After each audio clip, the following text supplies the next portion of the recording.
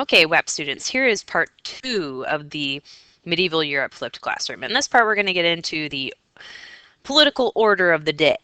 So basically, this boils down to what we call feudalism. Some people also might term this, or like some people differentiate, but for us, same thing as manorialism. Basically, and we get that word from manor, which is where most people spent their whole lives. So it comes down to, on top of the system, you have a lord. This could be a king, or it could be like somebody with a title, like a baron. But that person has the power, right? Then underneath that lord, you have a retainer. A retainer is kind of interesting because a retainer can have lots of different roles. For example, a retainer could be a baron because a baron is a retainer of the king, right? He's a servant of the king. But a retainer could also be a knight because a knight is a servant of a lord, let's say a baron. So these people, the lords and the knights, people who had titles, they were the only ones in society who could control and own land. Underneath that, you had the people who worked the land. And we're going to get into merchants and stuff in a moment, but they don't play a huge role in medieval Europe right now. So free peasants, right? And then people who weren't free and who still worked the land were called serfs. A serf was somebody who, when you were a baron or when you were a retainer, when you got your land, that person came with the contract. And they were semi-free individuals. Now, each of these positions has a relationship with the other. So a lord is providing protection because a lord can, whether it be a king or like a baron, someone with a title, they can build up an army. And they're providing wealth in the form of land to their retainers. Okay? The retainer provides protection to the peasants, right? And you'll see that in just a second. And the peasants provide food and all sorts of supplies to, like horseshoes, for example, metal that might be mined, or whatever else you'd mine. They provide that to the retainer. So it's a complicated system, but the biggest part to remember is that it's decentralized. There's no empire, there's just these little kingdoms and manors, and the reason for that is because they're constantly being invaded. The power system is always in flux. So the biggest thing people want is protection and safety. So one key part of this system is the knight, and we've all heard of knights before. I mean, I think people have a pretty romantic version of what a knight is. And this is kind of part of that.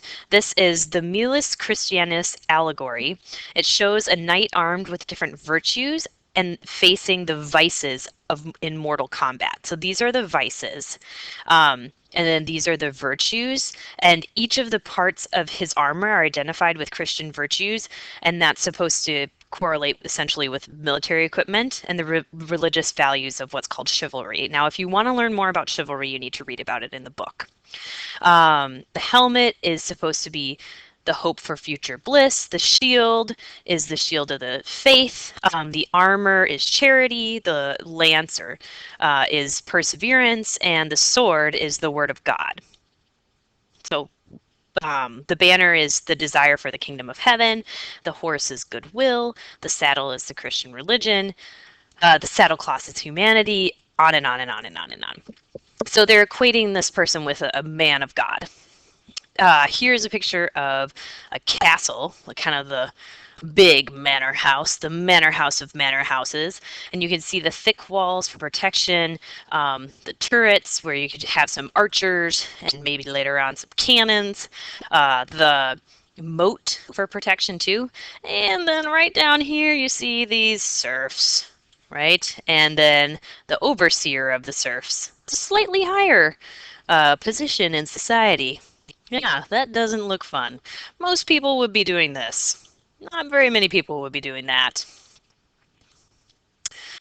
So here's the organization of a manor, and like I said before, people who lived on a manor, like when you were born on a manor, you died on the manor. You did not go very many places. This wasn't like today where you could, you know, get on the road here and just venture to another manor if you weren't happy. Those types of opportunities did not exist. So here we have the manor house and the church. So we're going to get into this in a little bit, but the church and the state are very linked during this time. Then you have the parsonage and where the priest lives, or maybe you've got some, monks or some nuns up in there.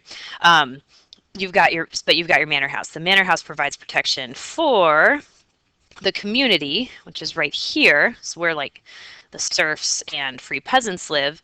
You can see the mill here because what they're growing, part of what they're growing is wheat and other grains, and they're going to use that for making bread and stuff like that to survive.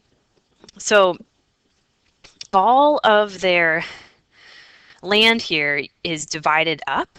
Some of the land is left um, open, and some of that is because it's held by the parish church, and some of it is because it's being left fallow to build up um, its its nutrients again. If you were in Hug, you probably learned about that. Then you've got your common pasture land. This is like where people would graze their sheep and oxen and things like that. Um, you've got your water running through this, your waste, which you better put downstream, right? Um, and then you've got your scary woodlands, where a lot of medieval fairy tales, talk about the scary woods. But people would hunt there.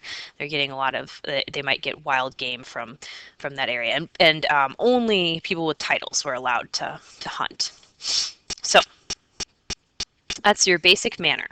Let me know if you have any questions in class. Okay, so in the next part of this PowerPoint, we're going to get into what this actually looked like on the ground. What were some of the kingdoms? But we've gotten through the organization of feudalism is really important. So thanks for hanging in there with me.